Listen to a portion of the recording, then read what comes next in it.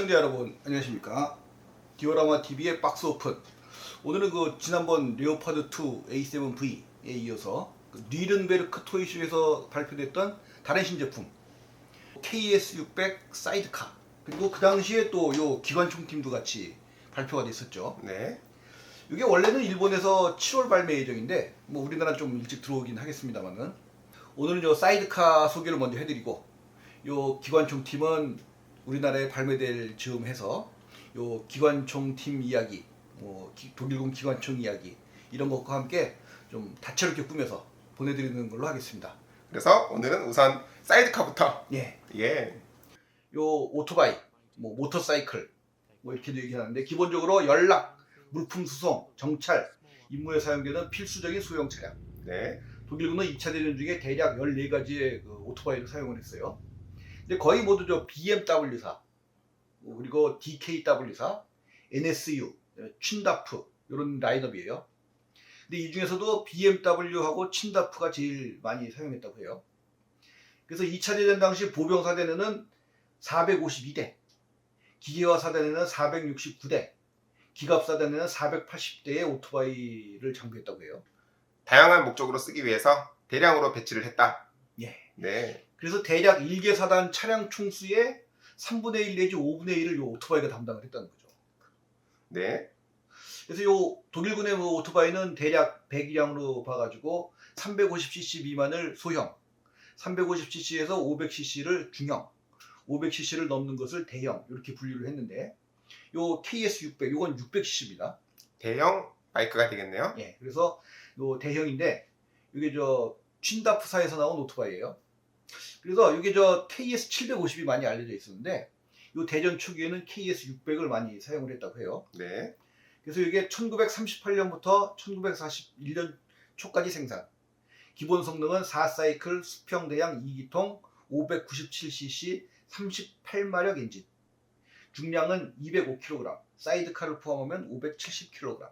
그래서 전진 4단 기어, 최고 속도 시속 120km.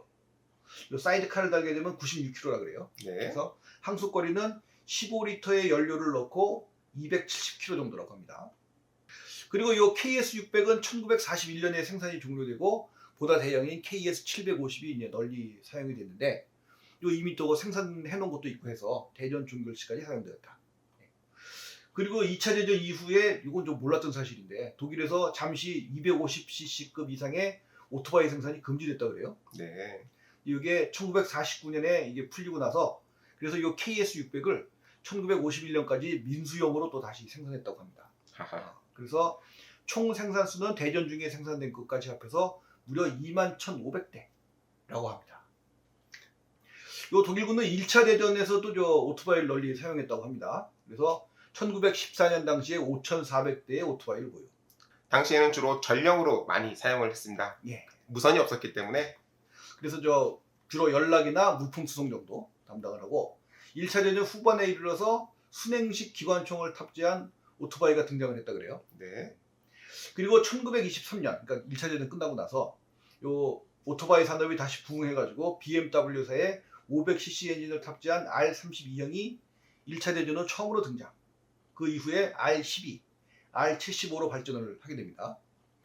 그리고 그 이후에 1926년에 자동차 대대가 처음 등장하고, 1927년도에 자동차 대대가 7개가 편성되었는데, 1929년 민스터의 제6 자동차 대대에 처음으로 오토바이 중대를 포함시켰다고 합니다.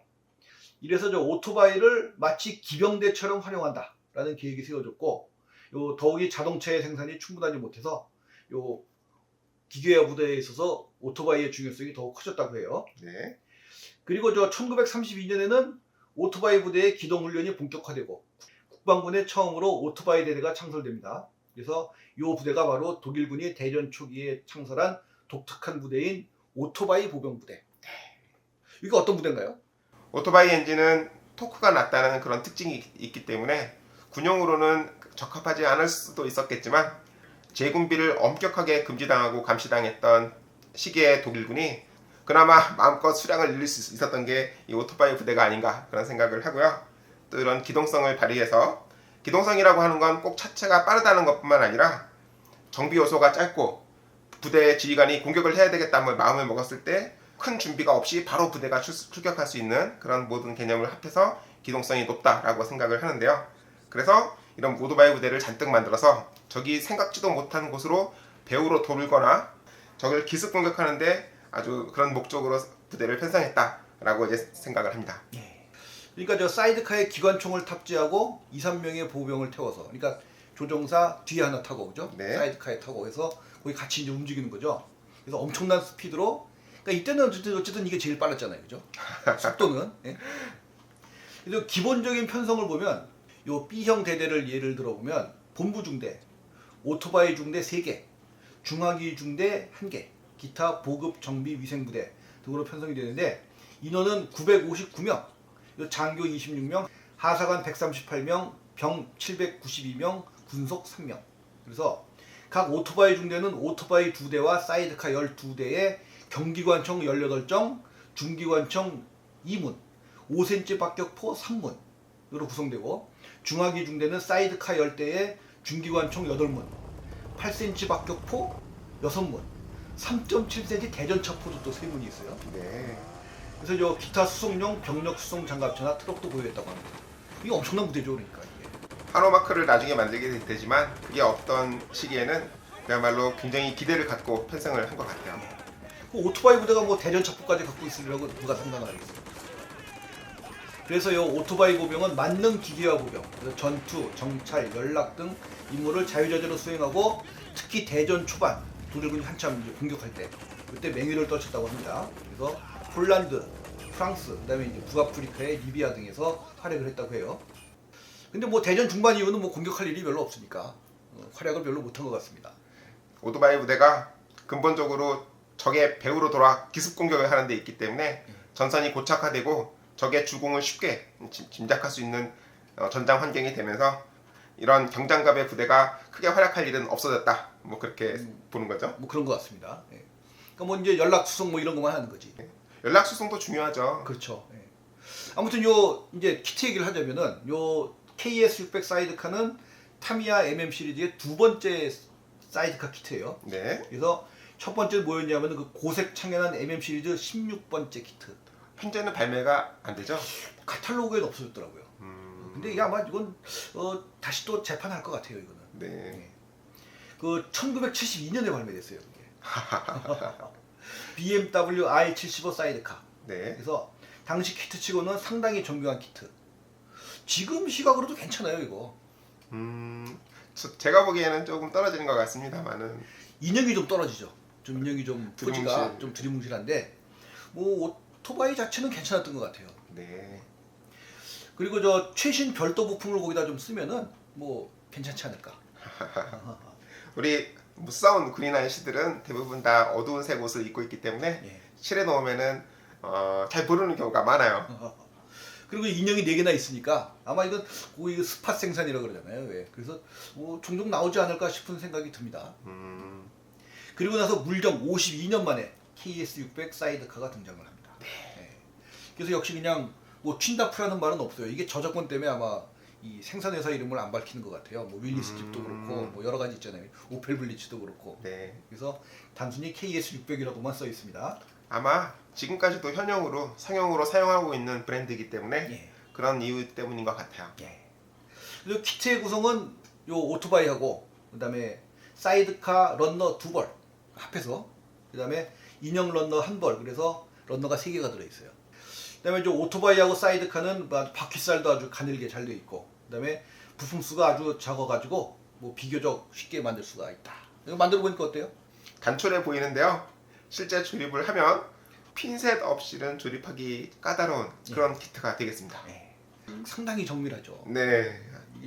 굉장히 잘 만들었어요 이게. 이 워낙 작다 보니까 아주 한치의 틈도 없이 붙여야 되기 때문에 굉장히 집중력을 요하는 그런 키트가 되겠습니다. 그러니까 조금 하다가 아이고 좀 이따 하자. 뭐 그러면서 3박 4일 걸렸다는 거야. 그리고 인형이 3개가 들어 있어요. 그래서 대전 초기 복장입니다. 근데 대전 중기까지도 많이 보여요 이 복장이. 네. 그 그래서 군복을 뭐 100만 벌 단위로 생산을 하는데 남아 있었겠죠. 그때는 뭐 중기라 그래도 어차피 이 컬러 색깔이 틀려지고 뭐 약간 좀 단순해지고 이런 거기 때문에 거의 차이가 없습니다. 네. 그래서 요 많이 보이는 복장이니까 디오라마의 쓰임새가 많다. 그리고 저 인형의 그 분할은 역시나 그 요즘 그 타미야 인형처럼 반따개 방식인데 요 서 있는 인형 같은 경우는 뭐 여기가 따로 있어요. 그러니까 이게 아마 딱 하면서 이게 뭐 이렇게 기술적으로 아마 이게 그런 분할이 생긴 것 같은데 요즘 보면 옛날 그 대전 후기도 그렇고 뭐 마음대로 어쨌든 그냥 자유롭게 분할을 하는 것 같아요. 옷 주름을 따라서 예. 분할선이 있기 때문에 다듬는 시간이 극도로 짧아서 와. 금방 조립이 돼요. 네. 오토바이가 오래 걸려서 그렇지 인형은 정말 즐거운 마음으로 앉은 자리에서 순식간에 마칠 수 있었습니다. 예. 그런데 이 그런데 키트가 워낙 정밀하고 정교하다 보니까 이 박사아트처럼 색칠하고 싶은 욕구가 들지 않겠어요? 네. 그런 부분에서 데칼이 들어있지 않더라고요. 이거 계급장 데칼이 안 들어있어요, 그죠? 이제 오토바이 키트니까 안 넣어준 것 같은데 이 깊은 뜻은 결국 별매 데칼을 또 사라. 뭐 이런 얘기입니다. 그런 깊은 뜻이. 예. 물론 뭐 부수를 해도 되죠. 근데 데칼인데 어떻게 부수를 해? MM16번 50년 전의 키트는 디테일이 생략된 부분이 많았기 때문에 계급장을 안 그려도 되는 뭐 그런 특전이 있을 수도 있겠지만 견장은 해야지 그래도. 예. 병가색을 넣든가 그래야 되는데 지금 나온 키트는 워낙 정밀하기 때문에 이 박스아트처럼 칠하고 싶은 생각이 막 들어요. 예. 그런데 데칼이 없어서 데칼은 별도로 사야 된다. 예. 그리고 타미야는 표지에 나와 있는 것들이 전부 다 들어있기로 유명하잖아요. 예. 근데 표식 같은 경우는 이게 저 키트에 6.5cm짜리 그 봉이 들어있어요. 네. 그래서 그 봉을 띄어서 색칠하고 요 편말을 띄어서 거기다 붙이면 이제 요 표지판이 되는 거죠. 네. 그 사실은 솔직히 저 오토바이 보병 부대는 저 안지가 얼마 안 돼요 제가. 네. 근데 요걸 나왔으니까 요거 왕창 사가지고 우리도 오토바이 보병 부대를 한번 디오라마를 쫙 그럼 어떨까 싶네요. 마음속으로야 장엄한 장면이 가지만 실행을 할 수 있을지는 미지수입니다. 자, 그래서 요 저희가 요 발매될 즈음에 요거 이제 또 특별 기획으로 소개를 해드리고 네. 오늘은 요 사이드카 소개해드렸습니다. 네. 그럼 저희 또 다음 시간에 찾아뵙도록 하겠습니다. 감사합니다.